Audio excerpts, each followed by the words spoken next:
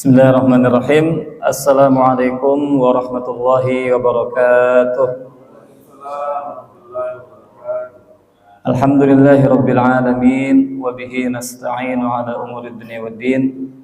Wassalatu wassalamu ala asyrafil anbiya'i wal mursalin wa ala alihi wa ashabihi wa man tabi'ahum bi ihsanin ila yaumiddin.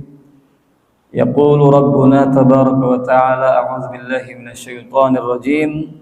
يا أيها الذين آمنوا اتقوا الله حق تقاته ولا تموتن إلا وأنتم مسلمون وقال تعالى أيضا يا أيها الناس اتقوا ربكم الذي خلقكم من نفس واحدة وخلق منها زوجها وبث منهما رجالا كثيرا ونساء واتقوا الله الذي تساءلون به والأرحام إن الله كان عليكم رقيبا يا أيها الذين آمنوا اتقوا الله وقولوا قولا سديدا يصلح لكم أعمالكم ويغفر لكم ذنوبكم ومن يطع الله ورسوله فقد فاز فوزا عظيما أما بعد.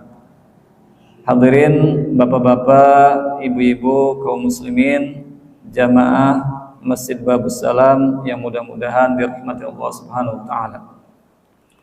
Pada kesempatan yang berbahagia ini, ba'da subuh yang penuh barakah ini, marilah kita panjatkan puji syukur kita kehadirat Allah Subhanahu wa taala, karena alhamdulillah dengan taufiknya, dengan inayahnya, Allah masih menggerakkan hati-hati kita, menggerakkan badan kita, menggerakkan kaki kita, menggerakkan kendaraan kita untuk bisa kita langkahkan menuju rumah Allah Subhanahu wa taala dalam rangka untuk menunaikan salat subuh secara berjamaah, kemudian dilanjutkan dengan kajian setelah salat subuh.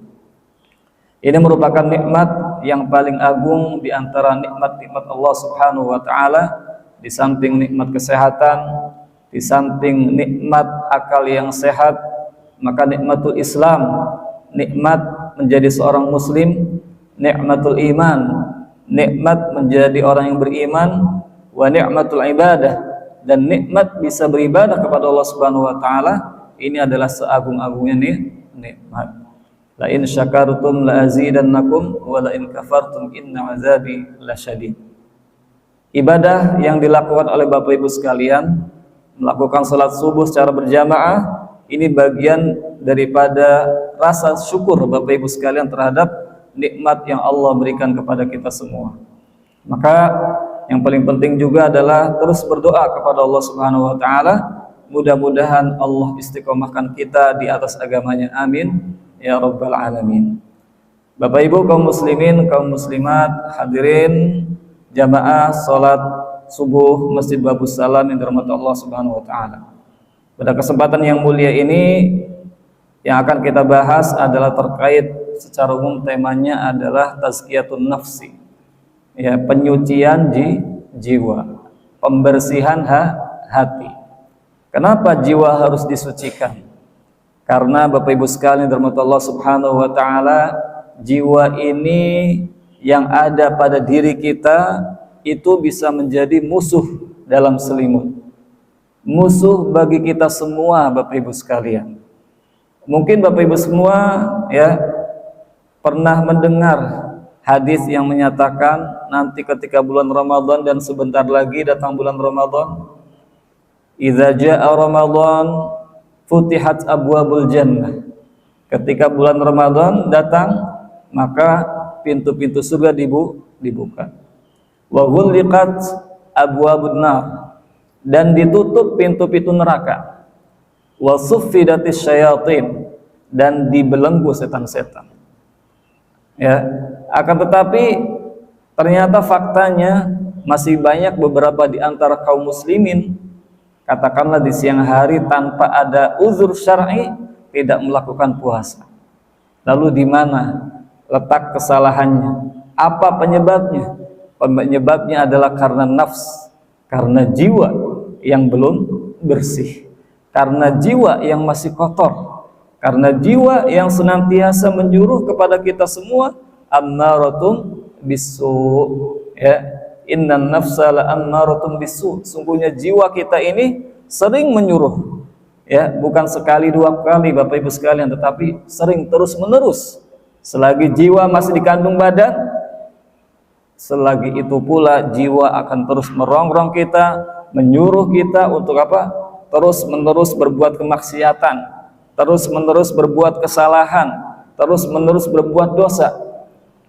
Maka di sini pentingnya tazkiyatun nufus, tazkiyatun nafas, ya, pembersihan jiwa, penyucian jiwa, ya, karena masing-masing jiwa kita butuh disucikan, butuh dibersihkan. Maka dalam hal ini pada kesempatan yang berbahagia ini topiknya adalah terkait dengan mengobati penyakit hati. Ya, yang pertama adalah tentu terkait dengan makna hati. Ya, dalam bahasa Arab dikenal dengan istilah al-qalbu. Ya, kemudian dijadikan sebagai bahasa Indonesia dengan kalbu. Ya, padahal dalam bahasa Arab antara qalbun dengan qaf sama kalbu dengan kaf itu beda maknanya Bapak Ibu sekalian. Kalau qalbun pakai qaf artinya apa? Hati. Tapi kalbun pakai kaf artinya anjing. Ya. Artinya apa? Anjing. Jadi kalbun dalam bahasa Arab, ya, itu diterjemahkan ke dalam bahasa Indonesia artinya adalah anjing. Tapi qalbun pakai qaf itu artinya hati. Ya, tetapi kan kita bicara bahasa transliterasi, ya, penerjemahan dari Arab ke Indonesia di dalam kalbu kita, yaitu kalbu. Ya. Ala kulli hal, bahwa qalbun secara bahasa, ya, ini artinya adalah al-fuad, ya, al-aqlu al-mahd, yaitu wa khalisu kulli syai'in, yang artinya adalah akal yang bersih dan saripati segala sesuatu. Wat taqallub artinya adalah bersiasat, ya. Kenapa kemudian hati dalam bahasa Arab disebut dengan al-qalb? Nah, ini beberapa ulama menyatakan bahwa al-aini, ya, menyebutkan bahwa innama sumiyal qalbu qalban litaqallubihi. Kenapa hati dalam bahasa Arab disebut dengan al-qalb? Karena memang kata al-aini, hati ini sering berbolak-balik. Kita keluar setelah sholat isya, ya, dari rumah, dari dalam rumah ingin bakso, tetapi ternyata ketika di jalan yang ada mie ayam. Kira-kira berubah nggak pikirannya? Bisa jadi berubah, ya. Nah, itu adalah hati, perubahannya begitu cepat. Kalau itu sih masih mending Bapak Ibu sekalian, ya, nggak terlalu berpengaruh dengan dosa, dengan kemaksiatan. Yang paling bahaya kata Nabi SAW, ya, yusbihur rajulu mu'minan wa yumsi kafiran. Ada di antara manusia di pagi hari masih mukmin, di pagi hari masih ibadah, wa yumsi kafiran, wal'iyadzubillah. Tapi ketika sore hari dia sudah menjadi kafir, wal'iyadzubillah. Wa yumsi mu'minan wa yusbihu kafiran. Ada juga di sore hari masih mukmin, masih beriman, ya, masih mengaku bahwa Allah sebagai Tuhannya, Rasulullah SAW sebagai nabinya, Islam sebagai agamanya, tapi ternyata di pagi hari sudah berubah menjadi kafir. Ya, summiyal qalbu litaqallubihi. Hati disebut dengan al-qalbu karena sering berbolak-balik. Makanya Allah Subhanahu wa taala melalui nabinya sering menasihati kita untuk berdoa kepada Allah Subhanahu wa taala supaya ditetapkan hati kita di atas agamanya. Ya muqallibal qulub, tsabbit qalbi ala dinik, wa ya musarrifal qulub, sarrif qalbi ila ta'atik.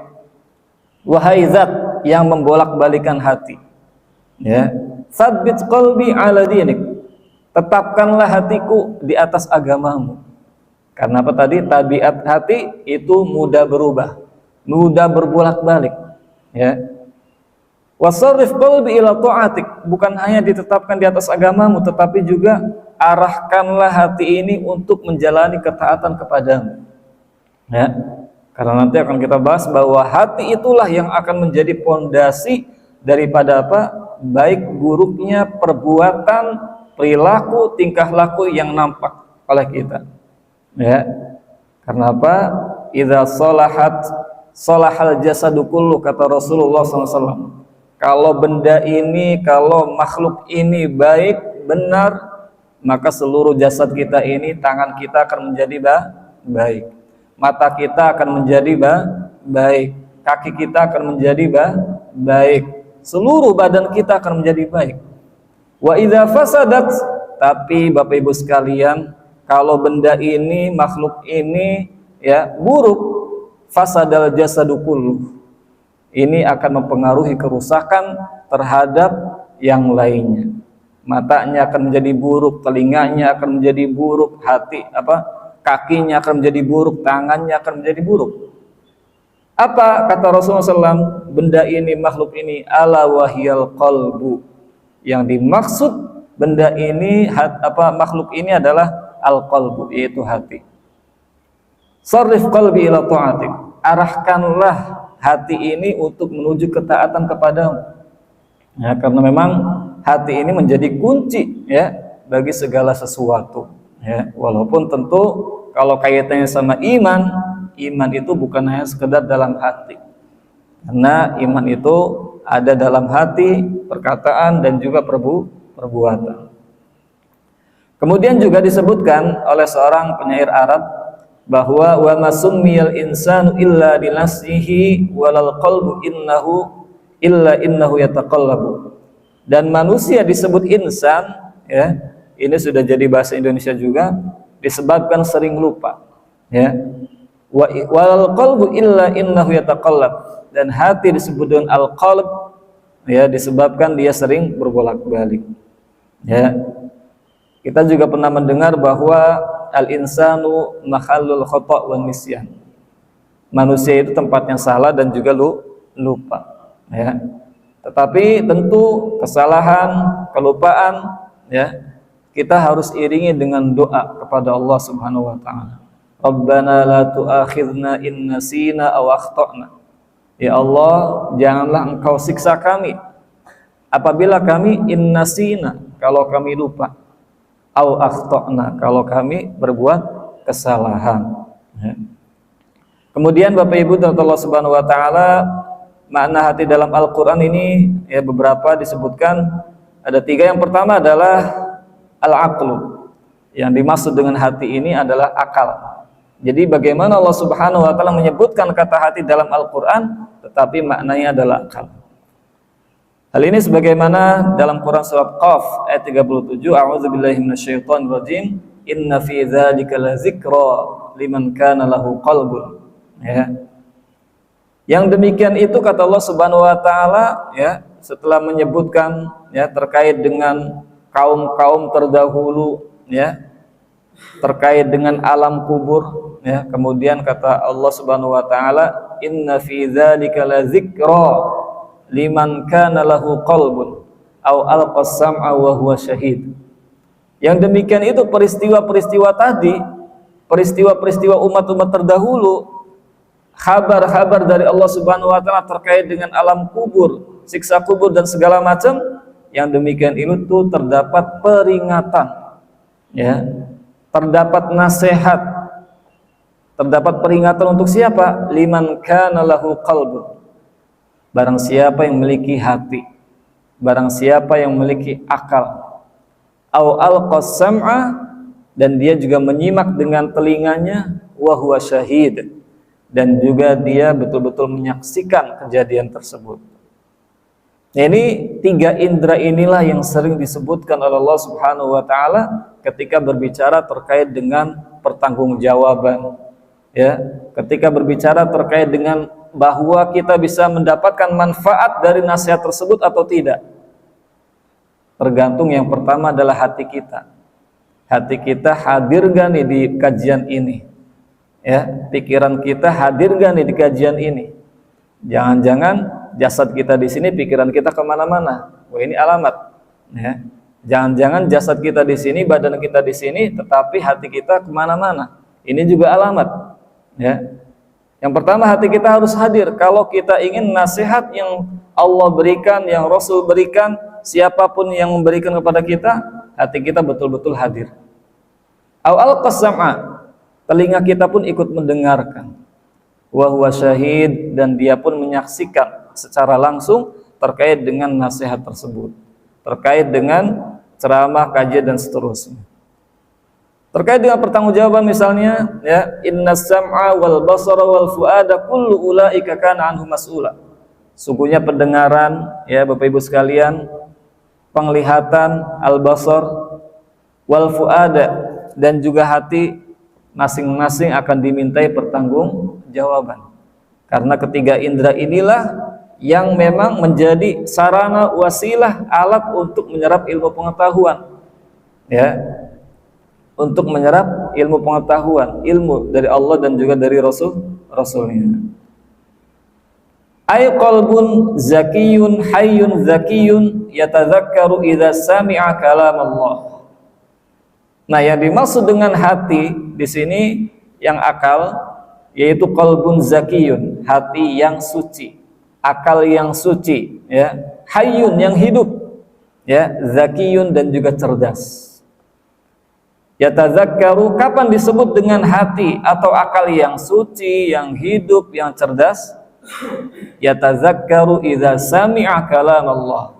Dia akan selalu ingat, dia akan selalu kembali, dia akan selalu nurut ketika dia mendengar firman Allah Subhanahu wa ta'ala. Baru ini yang disebut dengan akal yang suci, hidup, dan juga cerdas. Kapan kuncinya? Ketika mendengar kalam Allah, firman Allah Subhanahu wa ta'ala, dia betul-betul menyimak, mengingat, sehingga dia menjalankan apa yang terkandung dalam firman Allah Subhanahu wa ta'ala tersebut. Itu yang pertama Bapak Ibu sekalian. Jadi al-aql, ya, al-aqlu, hati maknanya adalah akal. Kemudian yang kedua adalah pendapat dan siasat. Ar-ra'yu wat tadbir. Ya, dalam bahasa Arab ar-ra'yu wat tadbir. Ar-ra'yu pandangan, pendapat, wat tadbir ini artinya adalah siasat, pengaturan. Allah Subhanahu wa taala berfirman dalam Quran surah Al-Hasyr ayat 14, tahsabuhum jami'an wa qulubuhum syatta. Konteks ayat ini berbicara terkait dengan orang-orang Yahudi, ya. Kata Allah Subhanahu wa taala, kalian melihat mereka itu bersatu, wa qulubuhum syatta, padahal hati-hati mereka itu ya bercerai-berai, ya. Maka salah satu upaya menyatukan kaum muslimin yang paling sederhana adalah ketika Bapak Ibu sekalian sholat berjamaah. Dengan apa? Merapatkan barisan sholat. Itu, ya, upaya sederhana dimulai dari masjid. Ya, bagaimana mungkin umat Islam bersatu kalau di masjid saja secara, ya, zahir soft sholatnya masih belum rapat, ya, belum rapih, ya.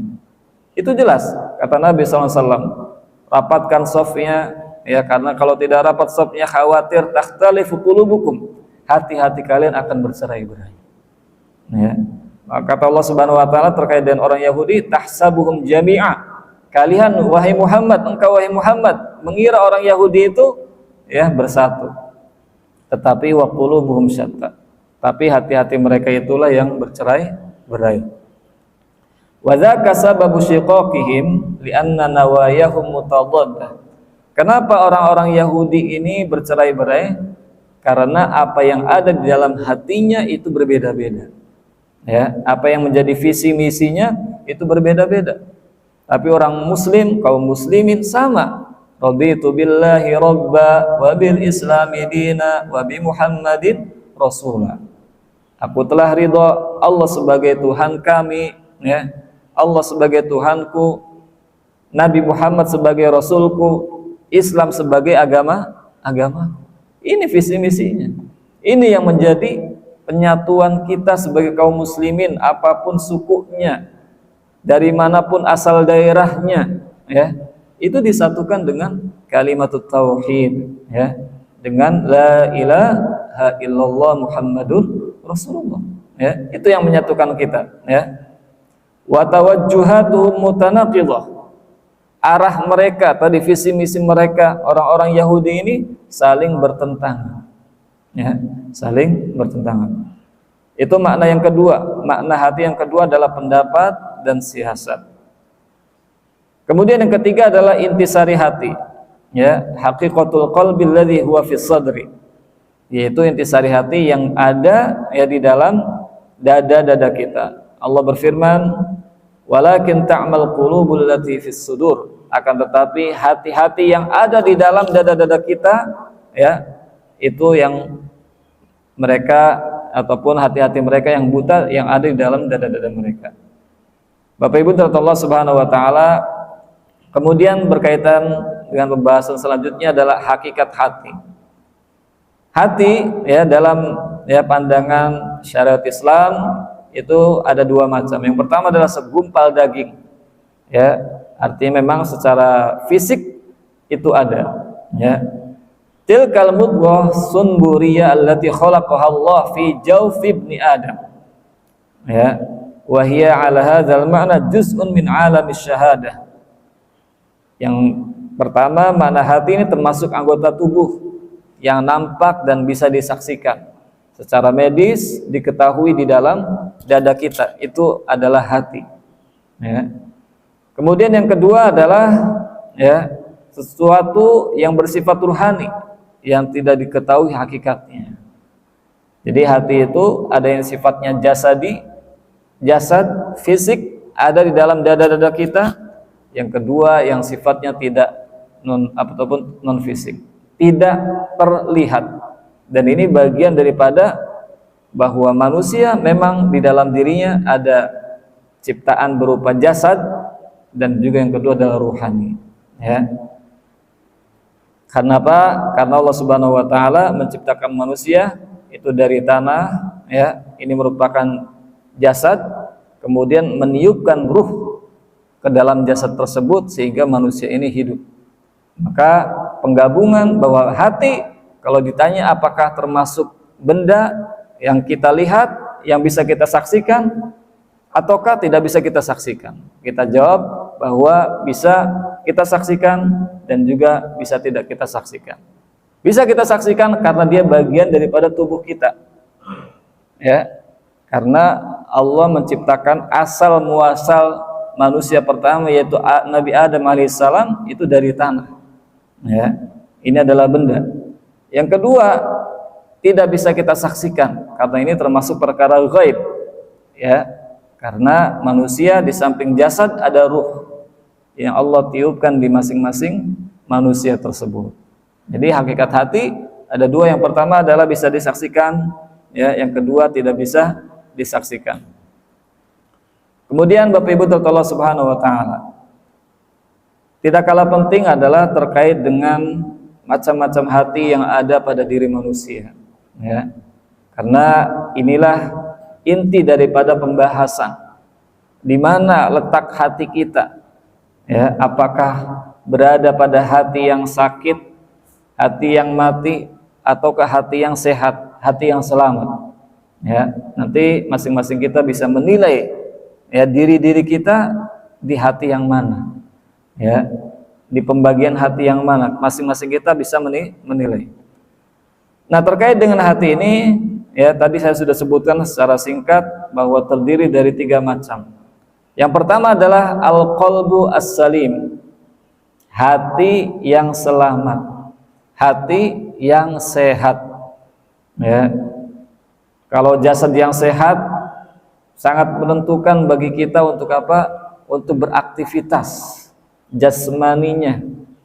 Maka tentu hati yang sehat lebih menentukan lagi Bapak Ibu sekalian untuk menggerakkan hati kita untuk melakukan ibadah-ibadah kepada Allah Subhanahu wa taala. Terkadang kita melihat ada orang yang cacat fisiknya tetapi begitu luar biasa semangatnya, spiritnya di dalam berjuang menegakkan kalimat Allah Subhanahu wa taala. Sisi lain ada juga yang kita dapati fisiknya luar biasa sehat tetapi sangat malas, sangat jauh dari beribadah kepada Allah Subhanahu wa taala. Ya. Mana yang terbaik? Yang terbaik kita bisa menggabungkan keduanya. Alhamdulillah kita diberikan fisik yang sehat, fisik yang kuat oleh Allah Subhanahu wa taala. Seperti Bapak Ibu sekalian saat ini, ya, dari rumah masing-masing kita berangkat menuju rumah Allah Subhanahu wa taala Babus Salam ini. Ini menunjukkan hati Bapak Ibu sekalian sehat, alhamdulillah, ya. Ada beberapa orang yang sangat susah sekali untuk sholat subuh. Nah, ini salah satu penyakitnya yang utama adalah terkait dengan al-qalbu, terkait dengan hatinya. Nah, seperti apa hati yang sehat ini Bapak Ibu sekalian? Al-qalbu salima alladhi salima sahibuhu minal wuqu' fi syubuhati wasyahawat. Yang dimaksud dengan hati yang sehat itu adalah hati yang selamat dari apa? Dari perkara-perkara syubhat, dari perkara-perkara syahwat. Apa itu perkara-perkara syubhat? Perkara-perkara syubhat itu adalah perkara-perkara terkait dengan agama, keyakinan di dalam agama Islam. Dia selamat dari ketersamaran-ketersamaran dalam masalah akidah. Dia jelas akidahnya, asyhadu an la ilaha illallah, aku bersaksi tiada Tuhan yang berhak diibadahi melainkan Allah Subhanahu wa taala. Ya, di dalam hal apapun, di dalam beribadah kepada Allah, di dalam mengabdi kepada Allah, dia tidak pernah menyekutukan Allah Subhanahu wa taala. Ya, dia tidak pernah menduakan Allah Subhanahu wa taala. Dalam mencari rezeki, dia betul-betul tawakal, ikhtiar kepada Allah Subhanahu wa taala. Tidak mendatangi dukun dalam rangka pesugihan. Karena apa? Karena dia selamat daripada syubhat. Ya. Orang-orang munafik mereka adalah orang-orang yang tidak selamat daripada syubhat. Ya. Wa minan nasi man yaqulu amanna billahi wa bil yaumil akhir wa ma hum bimu'minin yukhadi'una Allah wallazina amanu wa ma yakhda'una illa anfusahum wa ma yash'urun fi qulubihim maradun fazadahumullahu marada wa lahum 'adzabun alimun bima kanu yakdzibun. Kata Allah Subhanahu wa taala, fi qulubihim marad, di hati-hati mereka ada penyakit. Ya, ini pertanda bahwa orang munafik hatinya tidak sehat, hatinya tidak selamat. Apa kata Ibnu Katsir rahimahullahu taala? Marad di sini adalah marad syubhat. Penyakit terkait dengan syubhat. Syubhatu kufrin wa nifaqin. Syubhat terkait dengan kekufuran dan juga kemunafikan. Apa sih Bapak Ibu sekalian yang dimaksud dengan munafik? Munafik itu adalah allazi yubtinu al-kufra wa yuzhirul Islam. Munafik itu adalah yang menyembunyikan, ya, yang menyembunyikan apa? Kekufuran dan menampakkan keislaman. Itu adalah munafik. Ya. Kaum muslimin sholat, mereka sholat. Kaum muslimin puasa, mereka puasa. Menampakkan keislaman. Tetapi pada akhirnya nanti akan terketahui bahwa dia bukan mukmin haqqo, bukan mukmin yang sebenarnya. Ya. Jadi seorang yang hatinya sehat, yang selamat, maka dia betul-betul akidahnya benar. Konsep ketuhanannya kepada Allah Subhanahu wa taala betul-betul benar. Ya, tidak menyekutukan Allah Subhanahu wa taala dalam hal apapun. Dalam rububiyahnya, ya, perbuatan-perbuatan Allah. Zat yang menciptakan kita yakini hanyalah Allah Subhanahu wa taala. Zat yang memberi rezeki kepada kita yakini hanyalah Allah Subhanahu wa taala. Zat yang mengatur alam semesta ini kita pun yakin, yaitu hanyalah Allah Subhanahu wa taala. Kalau orang yang tidak sehat hatinya, dia meyakini ada zat lain selain Allah Subhanahu wa taala yang mengatur alam semesta ini, yang memberikan rezeki kepada kita semua. Ada zat lain yang menurunkan hujan ke muka bumi ini. Nah, ini hatinya tidak sehat, hatinya tidak selamat. Dalam hal beribadah kepada Allah Subhanahu wa taala, qul inna sholati wa nusuki wa mahyaya wa mamati lillahi rabbil alamin. Katakanlah wahai Nabi Muhammad SAW, inna sholati, sungguhnya salatku, ya. Salat ini mencakup salat apa saja Bapak Ibu sekalian.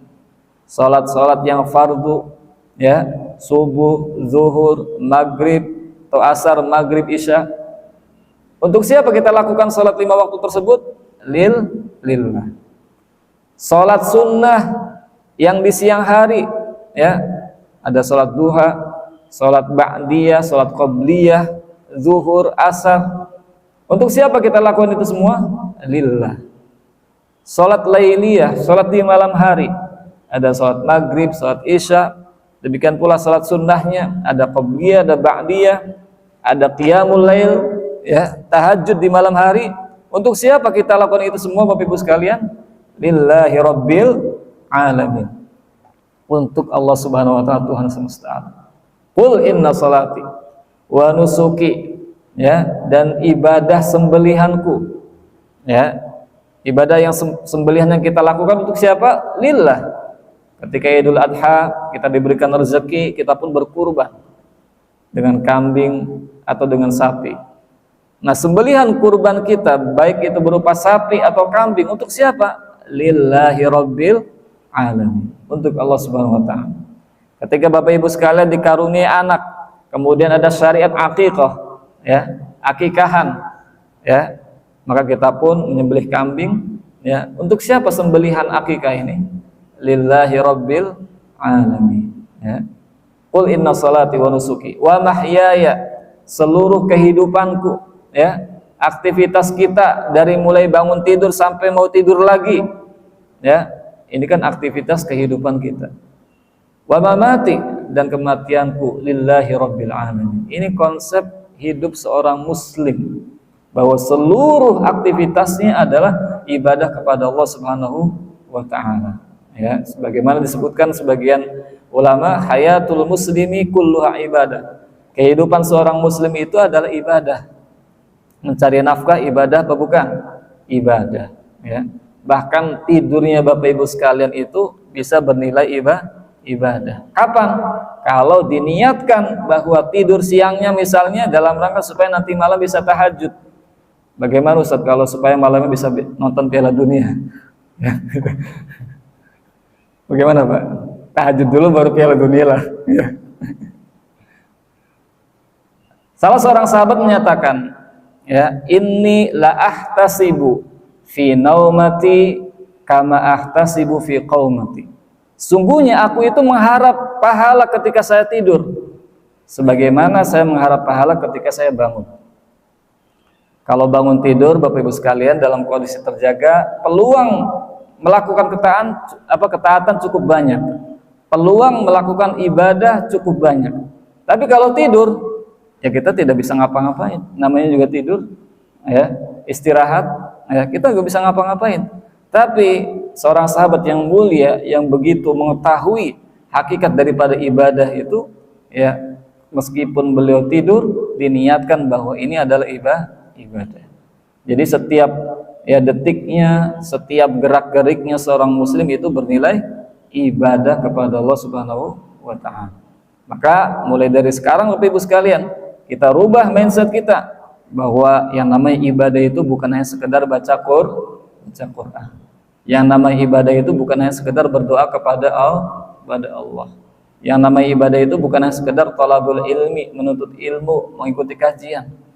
Tapi setiap gerak-gerik Bapak Ibu sekalian, mengantar anak ke sekolah, apalagi sekolahnya adalah untuk tahfidz Al-Quran, ya, mengantar anak ke tempat pembelajaran untuk bimbel segala macam, niatkan bahwa itu adalah ibadah.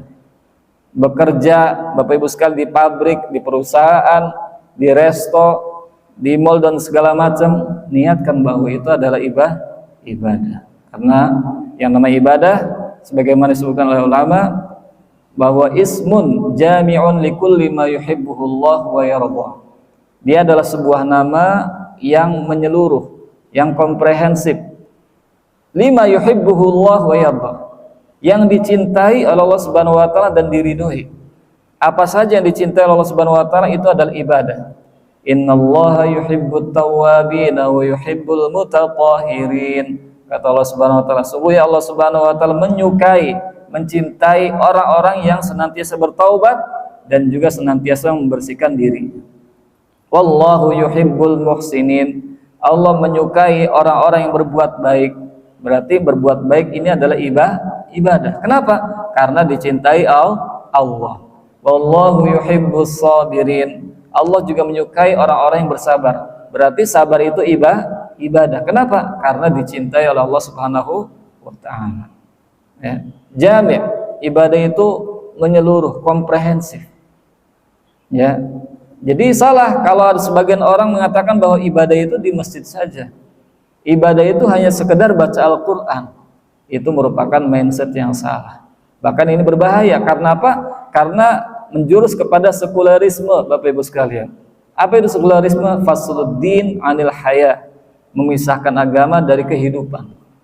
Ya, kalau bicara ekonomi nggak usahlah bawa-bawa agama. Ya, kalau bicara masalah alam tidak usahlah bawa-bawa agama. Ini namanya sekularisme, memisahkan agama dari kehidupan kita. Justru Islam ini adalah manhajul hayah, ya, manhaj, pedoman, jalan bagi kehidupan kita. Artinya kemanapun kita berada, kemanapun kita pergi, dimanapun kita berada, maka agama ini adalah sebagai pedoman hidup kita. Jadi Bapak Ibu sekalian, ya, seorang yang memiliki hati yang selamat, ya, indikasinya bahwa akidahnya benar, ya, minimal dalam masalah konsep ketauhidannya, ketuhanannya. Mari kita bisa mengoreksi diri kita masing-masing, memeriksa diri kita masing-masing. Ketika kita beribadah kepada Allah Subhanahu wa taala, ya, siapa yang kita ibadahi? Ketika kita berdagang, ketika kita berusaha, ya, membuka usaha segala macam, di mana letak ketauhidan kita ketika itu? Ya. Kadang-kadang tentu yang namanya berdagang naik turun, ya, usaha naik turun. Nah, ketika kita dalam kondisi turun, di manakah letak ketauhidan itu? Ketika kita dalam kondisi naik, omzetnya lagi naik, di mana letak ketauhidan kita? Kemudian Bapak Ibu sekalian, Allah Subhanahu wa taala, al-qalbu as-salim, hati yang selamat ini juga, ya, indikasinya bahwa pemiliknya yang memiliki hati ini selamat daripada syahwat. Syahwat itu adalah perkara-perkara yang disukai oleh jiwa kita. Tadi kita sampaikan bahwa innan nafsa la'ammaratun bisu. Sungguhnya jiwa Bapak Ibu sekalian ini kita semua senantiasa. Jadi bukan sekali dua kali, tetapi terus menerus. La'ammaratun bisu, terus menerus menyuruh kepada keburukan.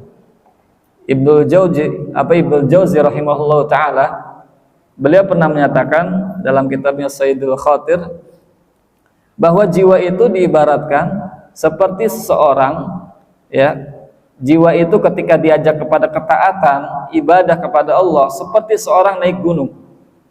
Mudah apa gampang? Sulit, Ustaz. Ya. Seperti seorang mau naik gunung, mendaki gunung, luar biasa payahnya. Itu gambaran jiwa ketika diajak kepada ketaatan. Ya. Sebaliknya, jiwa itu, ya, gambarannya ketika diajak kepada keburukan, laksana turun gunung. Gampang apa sulit? Gampang, nggak usah didorong juga turun. Ya. Makanya apa? Makanya, ya, kebaikan-kebaikan sekalipun dipromosikan begitu besar, ya, itu kadang-kadang masih kalah, Pak, dengan kemaksiatan-kemaksiatan yang mungkin tidak dipromosikan. Ya, karena apa? Karena tadi tabiatul nafs, ya, tabiat jiwa manusia itu ketika diajak kepada kemaksiatan atau ketaatan dulu itu begitu sulit, begitu berat. Tapi ketika diajak kepada keburukan itu sangat mudah sekali. Karena apa? Tabiat jiwa, innan nafsa la'ammaratun bisu. Sungguhnya jiwa ini senantiasa menyuruh kepada keburukan, kemaksiatan. Nah, syahwat ini adalah perkara-perkara yang disukai oleh jiwa. Ya. Jadi tabiat jiwa suka terhadap perkara-perkara kemaksiatan. Tabiat jiwa suka perkara-perkara keburukan. Ya, makanya perlu ditazkiyah, perlu dibersihkan. Karena apa? Jiwa tadi cenderung kepada kotor. Jadi al-qalbu as-salim adalah orang yang memiliki hati yang selamat, ya, dari keburukan syubhat, keyakinan-keyakinan yang keliru, ya, kesamaran akidah, dan juga syahwat, perkara-perkara kemaksiatan. Wastaqama ala amrillah, dan istiqomah di atas jalan Allah Subhanahu wa taala. Berbicara tentang istiqomah, tentu Bapak Ibu sekalian, ini adalah perkara yang tidak mudah, ya. Karena yang namanya istiqomah itu yang paling penting adalah kita bisa menjalaninya. Bisa jadi Bapak Ibu sekalian sekarang bisa baca Quran 1 juz misal, tapi di esok hari belum tentu kita istiqomah bisa baca Quran 1 juz, ya.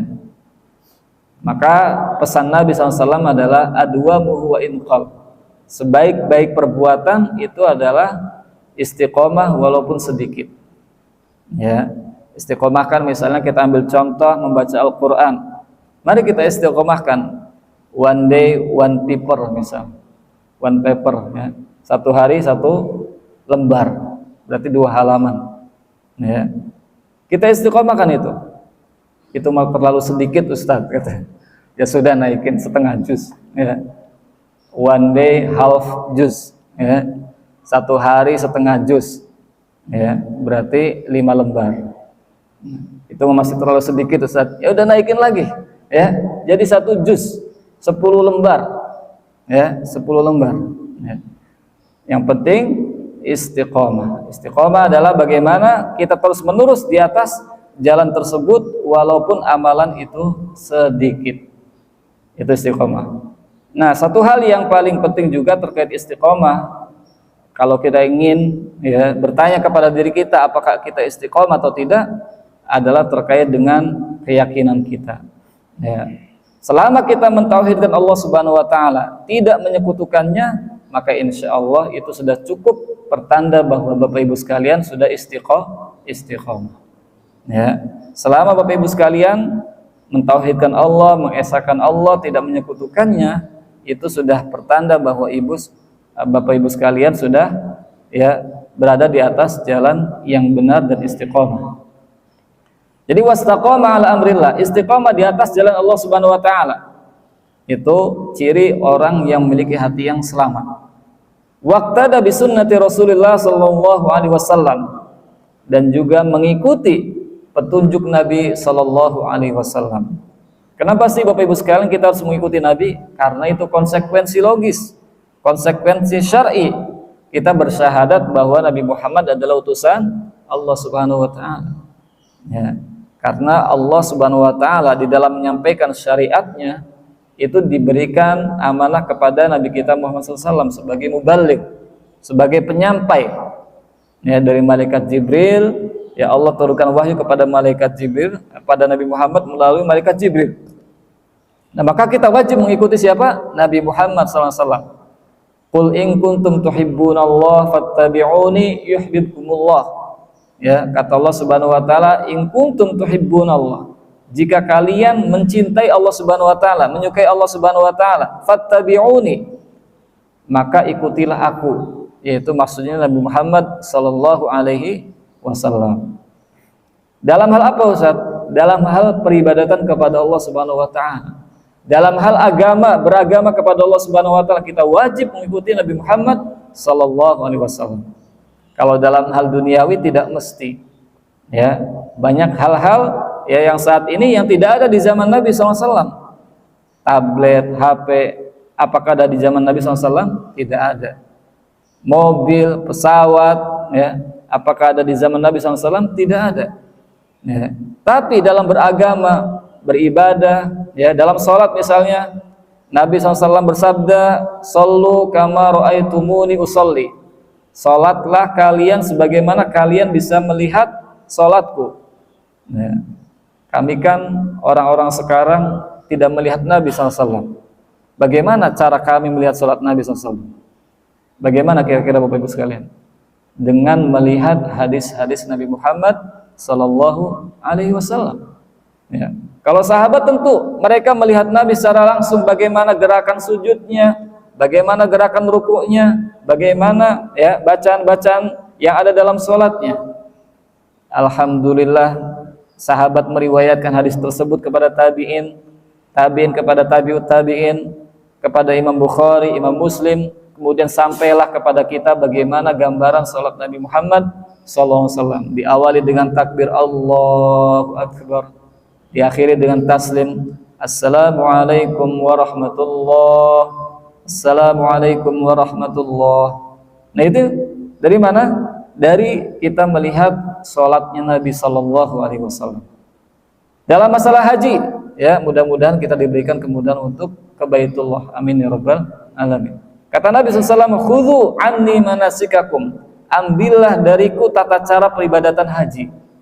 Ya, tawaf, ya keliling, itu ada tata caranya. Tempatnya juga khusus, yaitu di mana? Mengelilingi Ka'bah. Bagaimana Ustaz kalau Ka'bah terlalu jauh, apalagi musim haji, ya dorong-dorongan. Gimana kalau mengelilingi itu Kujang? Sah enggak? Tidak sah. Karena apa? Karena ini ibadah, harus apa? Mengikuti Nabi Muhammad SAW. Ya, kalau masing-masing mengikuti diri sendiri, ya hawa nafsunya, ya nanti enggak ada yang bisa menyatu dengan Nabi Muhammad SAW. Ya, maka sekali lagi, ya, waqtada bi sunnati Rasulullah. Orang yang memiliki hati yang sehat, selamat, itu mudah mengikuti Nabi SAW dalam masalah sholatnya, dalam masalah zikirnya, puasanya. Ya, kalau ditanya bagaimana bisa mengikuti Nabi, kita bisa membaca hadis-hadis Nabi Muhammad SAW. Alhamdulillah sekarang sudah banyak medianya Bapak Ibu sekalian, ya, dengan terjemahan segala macam. Alhamdulillah cukup banyak.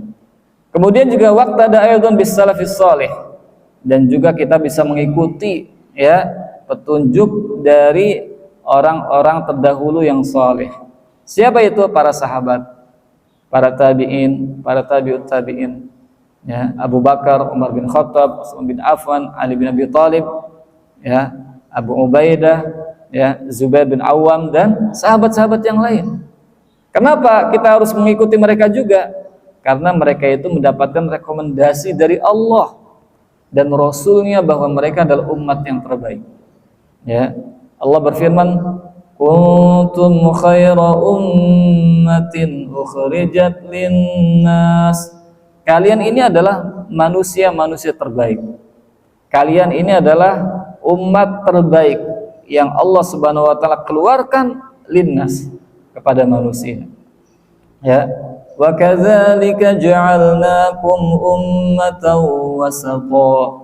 Demikian pula kami jadikan kalian itu sebagai umat wasata, pertengahan, umat yang terbaik. Demikian pula dalam ayat yang lain, laqad radhiyallahu 'anil mu'minin. Sungguh Allah telah ridho terhadap orang-orang beriman. Ya, kita senantiasa berdoa, Allahumma inna nas'aluka ridhaka. Ya Allah, aku memohon kepadamu keridhoanmu. Ya, tapi para sahabat itu mereka sudah diridhoi oleh Allah Subhanahu wa taala. Jadi mereka sudah diridhoi oleh Allah. Mereka umat yang terbaik, umat pertengahan. Ya, dan masih banyak lagi pujian-pujian Allah kepada para sahabat radhiyallahu anhum ajma'in. Maka kita wajib mengikuti mereka juga. Sampai mengikuti Nabi, kita juga diperintahkan untuk mengikuti sahabat radhiyallahu anhum ajma'in. Bagaimana sepak terjang Abu Bakar radhiyallahu anhu di dalam, katakanlah, menggerakkan roda pemerintahan.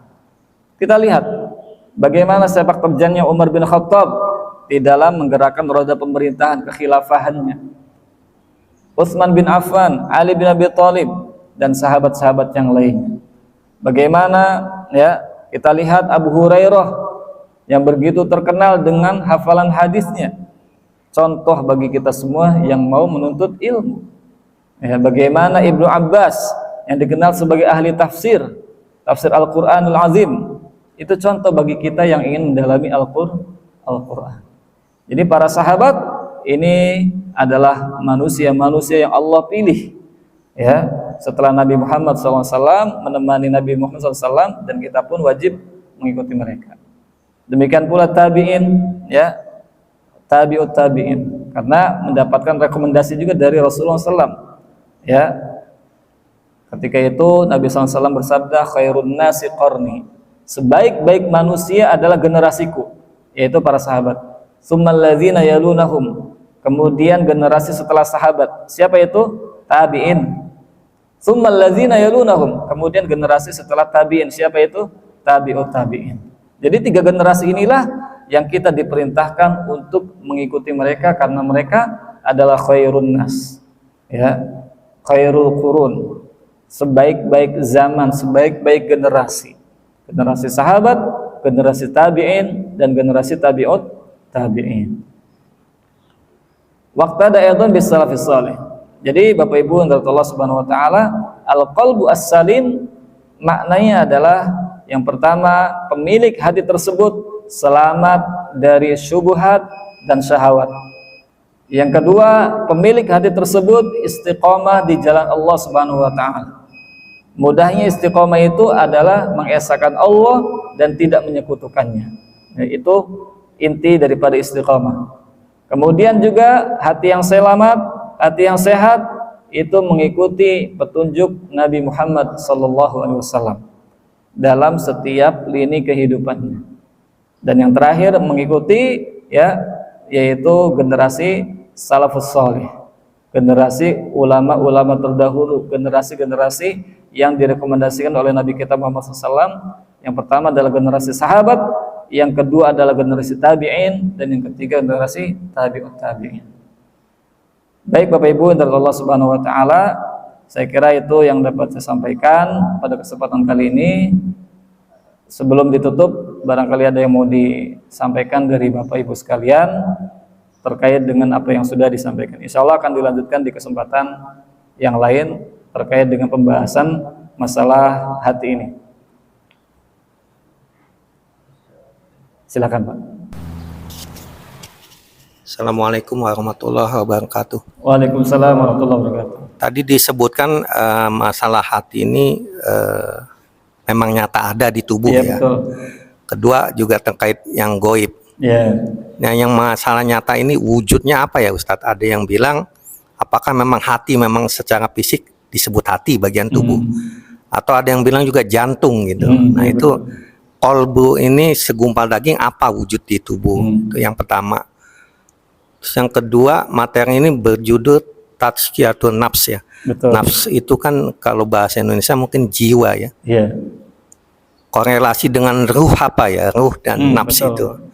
Itu aja Ustadz. Terima kasih. Assalamualaikum warahmatullahi wabarakatuh. Assalamualaikum. Dua dan pertanyaan begitu berbobot. Iya, baik. Ya, jadi yang pertama tadi al-qalbu itu ada 2 makna. Yang pertama sifatnya jasadi, sifatnya bisa disaksikan oleh mata. Yang kedua ruhani, tidak bisa disaksikan oleh mata. Nah, secara yang pertama ini disebutkan oleh para ulama bahwa hati ini lebih ke arah jantung, ya. Secara fisiknya itu adalah lebih ke arah jantung. Makanya dalam dunia medis kedokteran di Arab itu menggunakan kata bahasa al-qalbu itu jantung, diterjemahkan dengan jantung gitu kan. Nah, jadi kalau mau lebih detail lagi bahwa hati secara fisik ini lebih ke arah maknanya jantung, fisiknya adalah jantung, ya. Fisiknya adalah jantung. Adapun yang ruhani tadi kita tidak bahas karena memang tidak disaksikan, tidak bisa dilihat, karena unsur penciptaan manusia itu ada 2 tadi. Yang pertama berasal dari tanah, yang kedua kemudian ditiupkan ruh kepada tanah tersebut sehingga menjadi manusia. Maka qalbu ada yang sifatnya jasadi, merujuk kepada asal penciptaan manusia itu berupa tanah. Yang kedua ada sifatnya ruhani, merujuk kepada ruh yang Allah tiupkan kepada masing-masing jasad manusia. Kemudian yang kedua tadi masalah apa? Nafs, ya. Ya. Korelasinya dengan apa? Ruh, ya. Ya.